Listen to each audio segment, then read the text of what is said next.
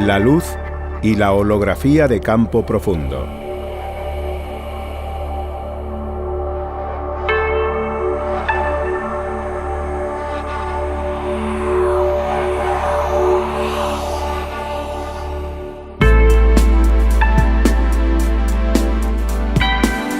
¿Qué es la luz?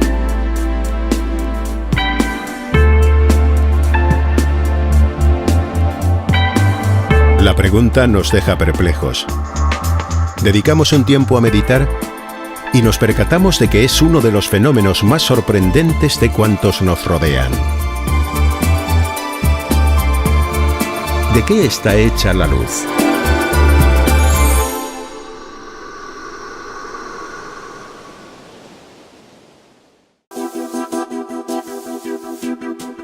Isaac Newton publicó en 1672 que la luz se podría entender como rayos formados por chorros de partículas.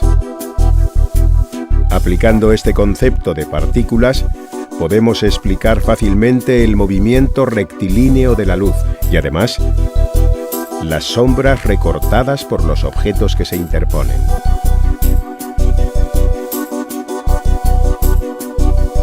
También nos permite explicar el hecho de que podamos ver las cosas. Estas partículas rebotan en los objetos sobre los que inciden y después llegan hasta nuestros ojos, que son sensibles a dichas partículas. Usando un espejo, podemos ver que efectivamente la luz se refleja en él. De hecho, es fácil comprobar una regla fundamental de su comportamiento. Los rayos de luz se reflejan con un ángulo igual al ángulo con el que inciden. Basándonos en esta regla, podemos comprender cómo vemos reflejadas las cosas en diferentes superficies. En un espejo, los rayos de luz se reflejan paralelos. Sin embargo, en una superficie difusa, los rayos siguen trayectorias aparentemente aleatorias.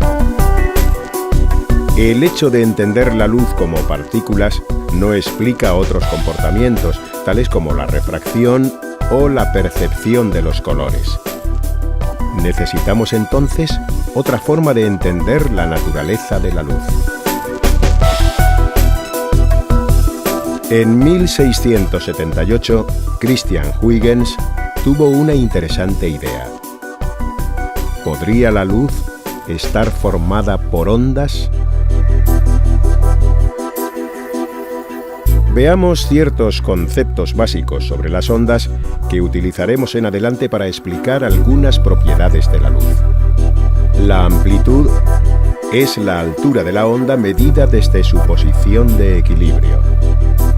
La longitud de onda es la distancia entre dos crestas consecutivas. La frecuencia es el número de ondas que pasan por un punto en una unidad de tiempo. La luz puede atravesar distintos materiales con mayor o menor facilidad. Cuando cambia de medio de propagación, sus rayos se desvían. Esto es debido al cambio de velocidad. A este fenómeno se le denomina refracción. Es fácil observarlo al experimentar con un lápiz introducido en agua. Aparentemente se dobla. Si experimentamos con un prisma, la luz al cambiar del aire al vidrio se refracta, es decir, se desvía ligeramente. Cuando vuelve a pasar del vidrio al aire, se refracta de nuevo, observándose un abanico de colores. Esto se explica si tenemos en cuenta que la luz blanca es la mezcla de todos esos colores, y cada color tiene una frecuencia distinta. Como el grado de refracción de cada frecuencia es diferente, la luz de cada color abandona el prisma en un ángulo distinto. Normalmente los distintos materiales reflejan algunas frecuencias y absorben otras. Las frecuencias reflejadas por un objeto representan el color con el que lo vemos.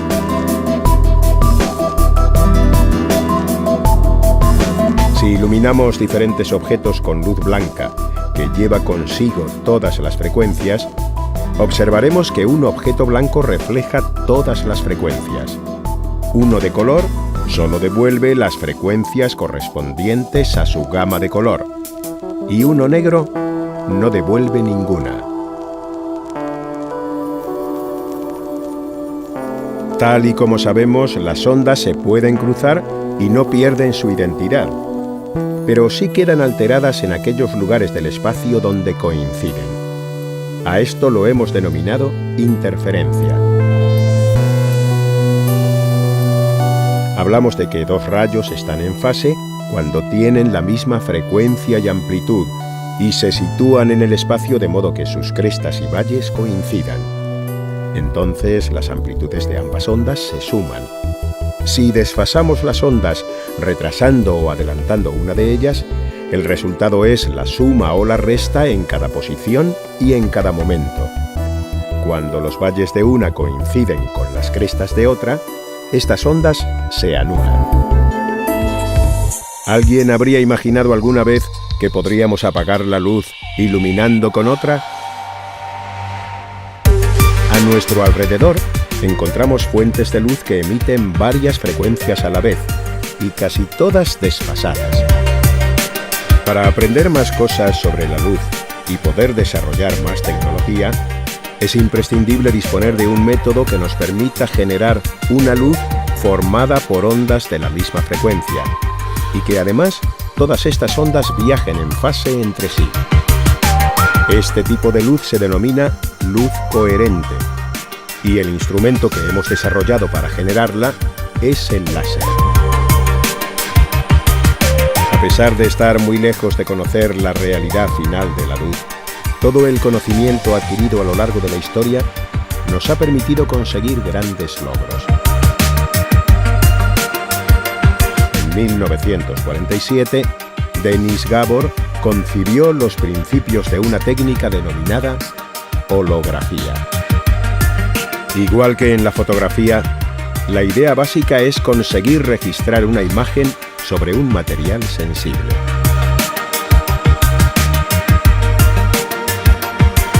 La fotografía registra la intensidad de la luz reflejada por los objetos. Obtenemos la imagen del objeto vista desde la posición de la cámara, es decir, un único ángulo o perspectiva.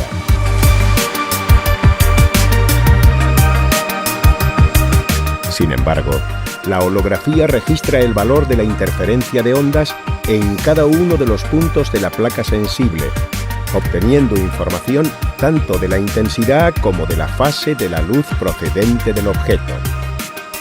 Esto nos permite reconstruir el haz de luz tal y como procedía del objeto, incluida su característica tridimensional.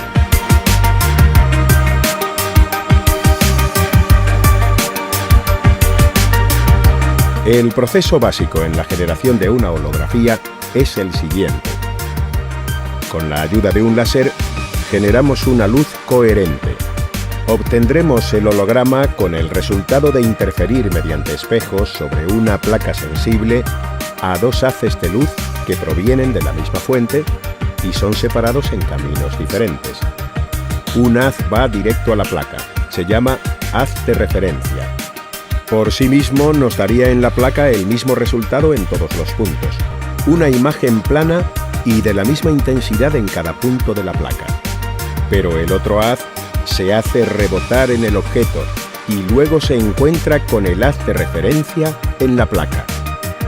En esta placa tiene lugar la interferencia de todos los rayos de ambos haces. Como consecuencia, obtenemos en cada punto de la placa una intensidad diferente dependiendo de la suma de cada onda. Pero además, cada rayo rebotado del mismo punto del objeto llega a cada punto de la placa con distinto valor, pues varía su distancia e incide con un ángulo diferente. El resultado es que en cada fragmento de la placa vemos el objeto representado por diferentes intensidades de luz, una especie de fotografía monocromática. Y como los resultados en cada punto de la placa son diferentes, al movernos vemos cómo cambia la imagen del objeto, y esto produce nuestra apreciación de su imagen tridimensional.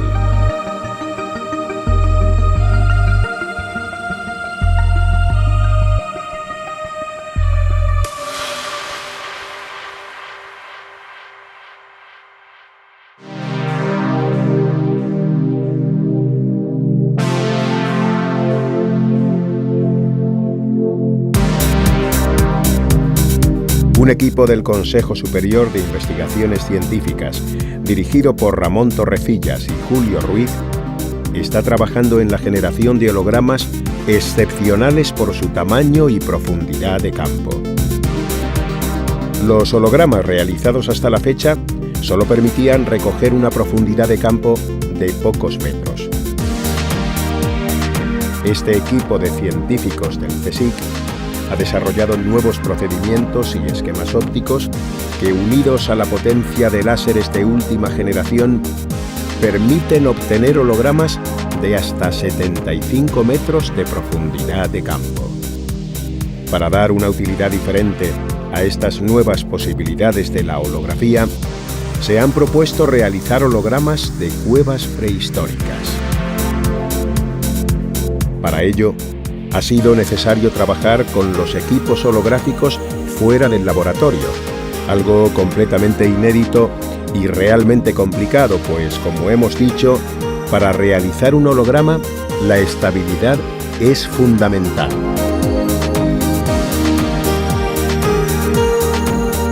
Para comprender la precisión necesaria, pensemos que si durante la exposición la placa sensible se mueve tan solo 1/1000 de milímetro, el grabado del holograma habrá fracasado.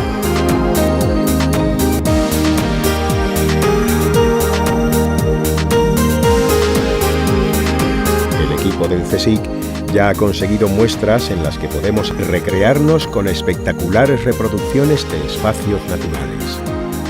En un futuro muy cercano, podremos disfrutar en los museos de esta nueva aportación en la reproducción de espacios tridimensionales: las ventanas holográficas.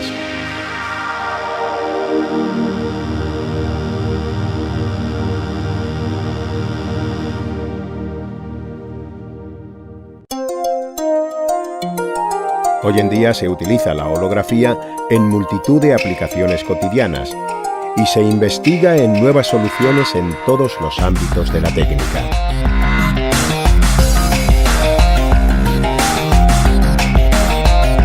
En un futuro, y gracias a la suma de esfuerzos de toda la comunidad científica, llegaremos sin duda a metas increíbles y de gran ayuda al progreso y bienestar de toda la humanidad.